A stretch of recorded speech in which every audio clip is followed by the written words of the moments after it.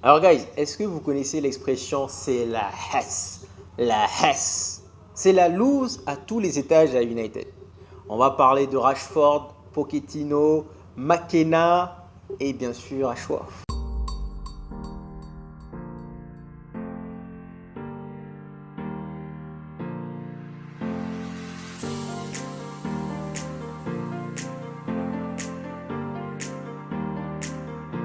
Alors guys, rapidement pour revenir sur la vidéo d'hier, vous avez parfaitement raison car en effet, il y a plein de joueurs que j'ai zappés. Je les ai oubliés littéralement parlant. Je les ai oubliés. Tous les joueurs que l'on a prêtés, sincèrement, il en va de soi dans ce cas, guys, que je ne vais pas les garder. Mais la question c'est est-ce qu'on va trouver preneur, est-ce qu'on va trouver acheteur pour ces joueurs-là? Je ne pense pas. Je pense que les 6 que j'ai mentionnés dans la présente vidéo, je pense qu'on aura. Mais les autres, les Van de Beek, les Pellistri, tout ça, je pense qu'on va devoir les reprêter. Hein. Je ne les vois pas partir. Surtout avec les salaires qu'ils ont, je ne les vois pas. Franchement, je ne pense pas. Donc je pense qu'il va falloir les reprêter. Mais oui, en effet, également, j'ai oublié 2 joueurs. Le premier, c'est Greenwood. Greenwood, pour moi, je le garde. Bien sûr que je le garde. Avec le talent qu'il a, bien sûr que je le garde. Mais, comme je l'ai dit, je pense très fort qu'Ineos va le vendre. Ça, c'est pour Greenwood. Pour Anthony, en fait, je le garde parce que je ne pense pas que je vais trouver un acheteur. Je pense que, vu le salaire qu'il touche, il faut rappeler quand même qu'on le paye 200 000 livres par semaine. J'estime qu'il va rester. Donc, je le garde parce que je n'ai pas le choix. Mais, tenez-vous bien, je compte le reconvertir. C'est-à-dire, il est ailier, il est naze, parlant de plan. Pourquoi pas ne pas l'essayer en tant que latéral, chose que Ten Hag fait. Et là, je dis masterclass à Ten Hag d'avoir essayé ça. Franchement, il a la hargne, il a la poigne. Je pense qu'on pourrait faire comme Valencia en 2010-2011. On pourrait le reconvertir simplement en latéral. Pourquoi pas? Même si le mec il trouve ça idiot, pourquoi pas? Donc je le garde et je le reconvertirai en tant que latéral. Je pense qu'en tant que latéral, il pourrait avoir plus d'espace et voilà. Peut-être que derrière, il pourrait être beaucoup plus prolifique qu'en tant qu'ailier. Pour revenir sur Rashford, guys, rapidement. Rashford n'a pas été inclus dans la liste des 23. Est-ce une surprise? Non. Maintenant, ce qui fait débat, c'est le fait que Grealish ait été maintenu. Rashford, Grealish ont eu quasiment la même saison. Franchement, je pense que la différence qu'il y a entre Rashford et Grealish, je pense que Grealish, c'est parce qu'il a perdu sa place au détriment de Doku. Doku est meilleur, mais ça ne veut pas dire que les capacités, les qualités de Grealish ont diminué. Rashford, quant à lui, monsieur ne veut pas. Il est là en train de bouder, en train de marcher. Il ne fournit pas suffisamment les efforts qu'il faut. Donc, guys, le fait que Rashford ne soit pas maintenu, est-ce que ça choque qui que ce soit? Non. Parce que la vérité, c'est qu'il ne le mérite pas. Quand on regarde Cole Palmer à Chelsea, quand on regarde Eze, il y en a qui m'ont dit pourquoi Eze est sélectionné. Guys, une statistique importante, depuis que le nouveau coach est arrivé, la meilleure équipe en forme, c'était Crystal Palace. Depuis que le nouveau coach est arrivé. Les 3 joueurs les plus prolifiques, surtout notamment l'attaquant Mateta, sont les attaquants de Crystal Palace. On en a pris 4, on se rappelle tous. Aston Villa en a pris 5. Donc, Eze, guys, c'est normal. Parce que si on part à partir d'avril jusqu'à la fin de la saison, c'est l'un des meilleurs ailiers. Donc forcément qu'il mériterait plus sa place que Rashford. Maintenant, on espère que Rashford, cela va lui faire un peu réfléchir, qu'il va aller se remettre en question. Moi, je pense toujours que Rashford est un excellent joueur. Je pense qu'il est un excellent joueur, mais comme vous savez, parfois, il faut on dit souvent, il faut sortir de sa zone de confort. Je pense qu'il a besoin d'aller s'épanouir ailleurs. Et je pense que ça ne va pas me surprendre dans le cas où il va à Arsenal, il va au PSG, il va au Bayern et qu'il casse tout. C'est juste que là, il est dans son cocon, c'est l'enfant du club, il est né à Manchester, les fans l'aiment, donc bon, il ne fournit pas l'extra plus. Et du fait qu'aujourd'hui, il ne soit pas sélectionné pour l'Euro 2024, c'est problématique. Southgate, de toute façon, il faut que tu sois copain avec lui. Et on l'a vu, Rashford n'est pas son copain. Même pendant la Coupe du Monde Qatar 2022, il n'a pas beaucoup joué. Les Luke Shaw, Maguire, Henderson, tout ça, ce sont des gens qui font copain avec Southgate. Il faut faire copain avec Southgate. Donc, est-ce que ça remet en question les qualités de Rashford? Non, parce que je pense que si Rashford était copain avec lui, il allait être de la partie. Mais en tout cas, Rashford, il doit se remettre en question. Est-ce que je le vends toujours? Je pense que si on a un nouveau coach, il va faire une bonne saison là maintenant. Et l'année prochaine, donc dans 2 ans, il va encore nous faire une saison de Rashford. Voilà, il va nous faire une nouvelle saison parce que là, il veut montrer au nouveau coach qu'il est dans les bonnes conditions, qu'il veut réussir. Oui, donc forcément, il va tout casser. Mais juste après, il va encore se reposer sur ses acquis. Et c'est ça qui me dérange avec Rashford. Donc moi, personnellement, je le dégagerai parce que son attitude, elle est lamentable. Elle est dégueulasse. Donc ça, c'est concernant Rashford, guys. Nous allons maintenant ouvrir le dossier Pochettino. Pourquoi nous allons ouvrir ce dossier? Tout simplement parce que vous l'avez tous vu, Pochettino s'est fait licencier hier par Chelsea. Alors, on va ouvrir ce dossier parce que la plupart de la presse anglaise aujourd'hui ont commencé à s'enflammer en nous disant que peut-être, Pochettino serait un candidat idéal pour remplacer Ten Hag. Rappelons rapidement qu'il y a 2 ans, on a eu affaire à un duel entre Pochettino et Ten Hag. Et finalement, c'est Ten Hag qui a été choisi. Je me souviens de ce que je vous ai dit. Je vous ai dit, moi, je veux Ten Hag. Dans le cas où on nous prend Pochettino, moi, j'arrête United. Voici les mots que je vous avais dit il y a 2 ans. Et bizarrement, 2 ans plus tard, on se retrouve dans la même situation. Mais ce n'est pas tout. Également, Pochettino était sur la liste des candidats pour être manager à Lille. Lille, Ineos, Manchester, Ineos. Donc tout d'un coup, beaucoup de journalistes ont commencé à s'enflammer en nous disant que Pochettino serait dans la course pour remplacer Ten Hag. Guys, je vais rééditer mes commentaires. Franchement, si c'est pour changer la peste pour avoir le choléra, non merci. Non merci, guys. Je garde Ten Hag soigneusement, jalousement même. C'est pour aller chercher Pochettino? Non. Maintenant, histoire rapidement de vous expliquer pourquoi Pochettino s'est fait renvoyer. Ce n'est pas une question de prestation, ce n'est pas une question de position. Pochettino se fait renvoyer parce que apparemment à Chelsea, ils ont des règles qui font que le coach ne devrait être que coach. Quand je dis coach, c'est que coach. C'est-à-dire qu'il n'a pas une lettre, même pas un mot, une lettre à dire dans le cadre de recrutement. Et à partir du moment où tu commences à rentrer, et ce que nous avait fait Graham Potter, ce que apparemment a fait Pochettino, à partir du moment où tu te dis ce joueur-là correspondrait mieux à ma philosophie, à partir du moment où tu rentres dans ce genre de discussion, tu seras éjecté. Donc, c'est ce qui se passe. Pourquoi? Parce que, guys, Chelsea a eu une saison terrible, aussi terrible que la nôtre. Au final, il n'y a que 3 points entre nous. Mais ils ont quand même fait un sprint incroyable. On était devant eux de 13 ou 14 points, je ne sais plus. En tout cas, on ne les voyait même plus dans le rétroviseur. Chelsea est arrivé, ils nous ont rattrapés. Gone. Done, guys. Donc, on fait quoi? Donc, juste pour préciser qu'on n'a pas licencié Pochettino pour des raisons sportives, c'est surtout pour des raisons administratives. Il ne faut pas qu'il mette son nez dans le recrutement. Mais c'est bête. Moi, c'est mon joueur, c'est ma philosophie, c'est ma vision. Donc, je pense que je serais plus apte à choisir les joueurs qui pourraient rentrer. Parce que je pense qu'au début aussi, il a eu plein de problèmes. Il fallait faire jouer les bons joueurs, sachant que c'était des joueurs qui ont été achetés à gauche, à droite. Il faut aller trouver un système de jeu. Bon, bref, Chelsea, c'est vraiment malsain comme ambiance. Donc, sur là-dessus, je ne vais pas l'accabler. Mais j'estime que Pochettino n'a pas de charisme. Je trouve que c'est un coach maximum pour le top 4. Ça veut dire que, on l'a vu avec Tottenham, il aurait pu être champion, mais l'année là, c'est Leicester qui a été champion. Il n'a pas de charisme. Pour moi, il n'a pas d'aura pour manager un club comme le nôtre.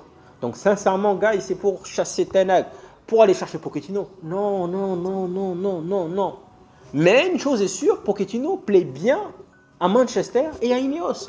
Puisqu'il y a 2 ans, il était candidat en duel avec Ten Hag et il était aussi sur la liste pour être un entraîneur à Lille. Donc, Ineos l'aime bien. Franchement, guys, la presse a commencé à s'exciter. Mais ce qui est bizarre, c'est que quand même que la presse s'excite de plus en plus. C'est comme si aujourd'hui, Manchester United se retrouve comme un autre club où il n'y a pas de coach. Tu as l'impression qu'on nous donne des noms, on nous parle des choses. Apparemment, même Sky Sport nous dit que Thomas Tuchel a été contacté par Manchester United. Avant, jusque-là, on nous disait qu'il n'y a pas eu de contact. Mais tu as l'impression que maintenant, le sort de Ten Hag, il est scellé.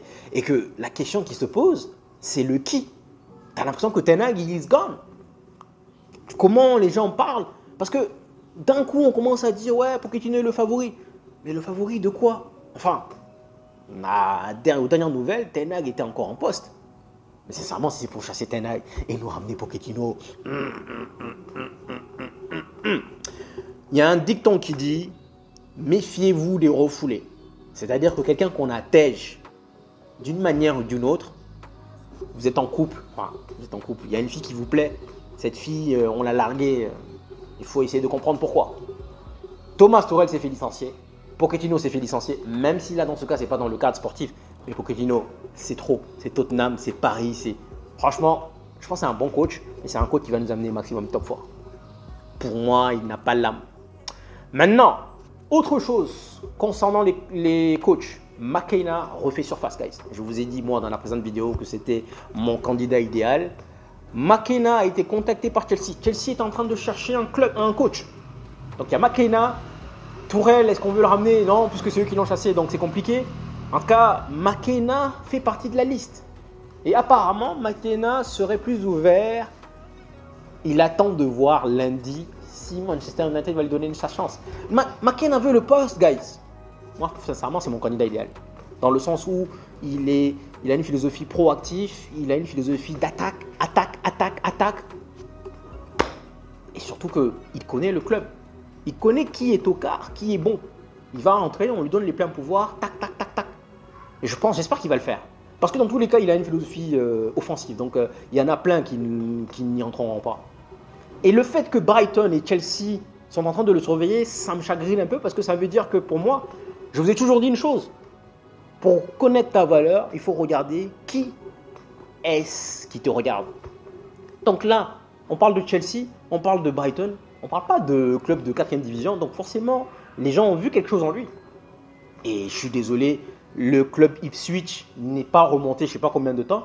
Première année, il vient, il monte, il les ramène en 2e division. Deuxième fois, il les ramène en 1re division. Vous vous rendez compte de ce qu'il a fait, de l'exploit qu'il a accompli?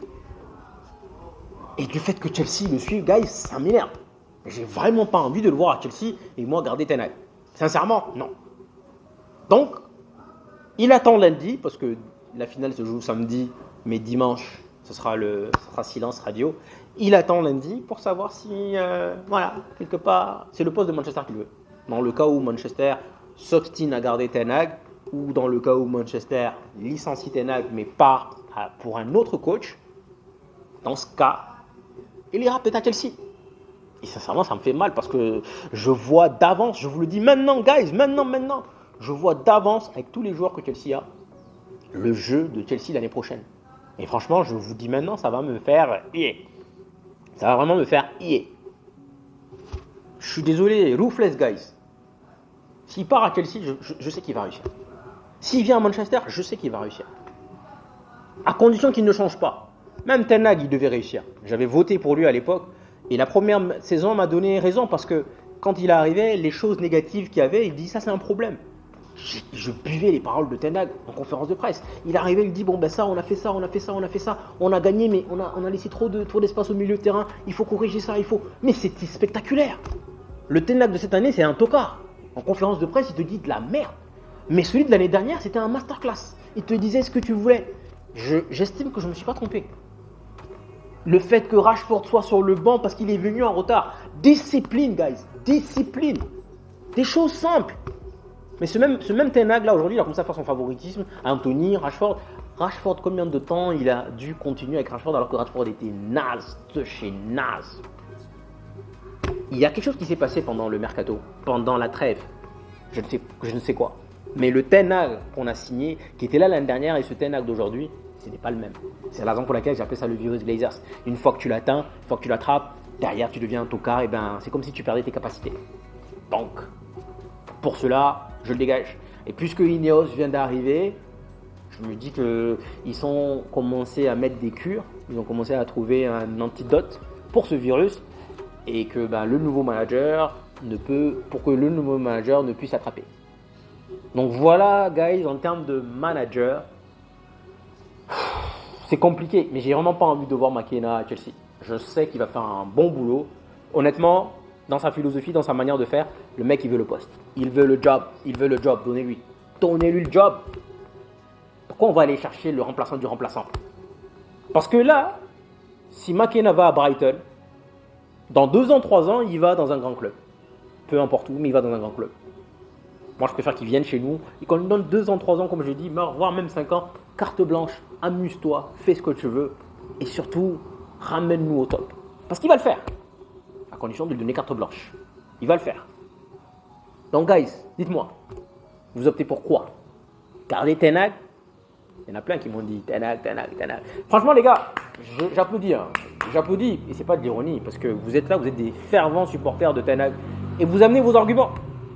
Vous amenez à chaque fois vos arguments et là, je vous dis masterclass. Parce que vous défendez, vous prenez bouclier, épée. Sincèrement, guys, je vous salue par rapport à ça. Moi, encore une fois, ce qui me dérange, c'est de voir McTominay, Wood-Weghorst. Les gars, est-ce que vous vous rappelez le nombre de matchs où Wood-Weghorst était naze en 10? Pourtant, il a continué à insister avec Wood-Weghorst. On avait Sabitzer, on avait pas mal de joueurs qui pouvaient jouer 10. Mais il nous a mis des Bruno à droite pour nous faire jouer Wood-Weghorst. Les gars, ça, c'est un crime. C'est un crime. C'est criminel ce qu'il a fait. Criminel. Et là, McTominay, je sais que là, le fait qu'il nous fasse Arsenal, Newcastle, Brighton, McTominay 10, c'est clairement parce qu'il est en train de préparer la finale. Et je vois ça d'ici, gros comme une maison, que McTominay va être 10 contre City. Et quand on va perdre, on va dire « Oh mince !» Bref, guys, c'était la partie manager. Malheureusement, guys, Tosin, dont je vous ai fait l'éloge hier, est apparemment en train de s'engager avec Newcastle. Voilà. On dort. Tout le monde sait que Tosin Fulham est un bon joueur. Il arrive en fin de contrat, au lieu de se dépêcher, au lieu de réagir, non, on dort. Donc, il part à Newcastle. Conclusion, sur les 6 joueurs déjà que j'ai proposés, il y en a déjà un qui est gone. Eh ouais. Il est gone, guys. Il part à Newcastle. Nous, on est là en train de dormir. Même le coach, il est indécis. Franchement, j'ai pas envie. Vous savez, il y a une règle que je dis souvent. Je ne critique pas la première année. Ni pour Onana, ni pour Anthony, ni pour Ten Hag, ni pour personne. Ni pour McTominay, ni personne. Ni Ineos. Mais guys, là, j'ai l'impression de... On dort. En fait, malheureusement, je ne vois pas de différence avec les Glazers pour l'instant. On va voir le cas juste après. Mais on dort. Tosin, c'est tac. Wilcox, tac. Oh, franchement, ça me fait mal. Et voilà, ça fait déjà une piste gratuite en plus. On aurait pu avoir 2 défenseurs pour le prix d'un. Et ouais, Manchester United dans César, comme d'habitude. Ce qui nous conduit maintenant à Ashworth. Alors pourquoi je vous dis que c'est la Hesse, guys? La Hesse, c'est une expression qui veut dire c'est la M. À tous les étages, Rashford, manager, Ashworth, partout, c'est la M. Alors, vous vous souvenez du cas Ashworth? Newcastle avait exigé 20 millions, Manchester United avait proposé 2 millions maximum. Maintenant, qu'est-ce qui se passe? Newcastle est en train de chercher des preuves justement pour obliger Manchester à payer 20 millions. Le problème qui se pose, c'est que Ashworth a commis un acte. Il a envoyé un mail à Berrada avec un mail qui appartient à Newcastle. C'est-à-dire que je suis choqué, je suis désolé les gars, mais je suis choqué de ce qui s'est passé.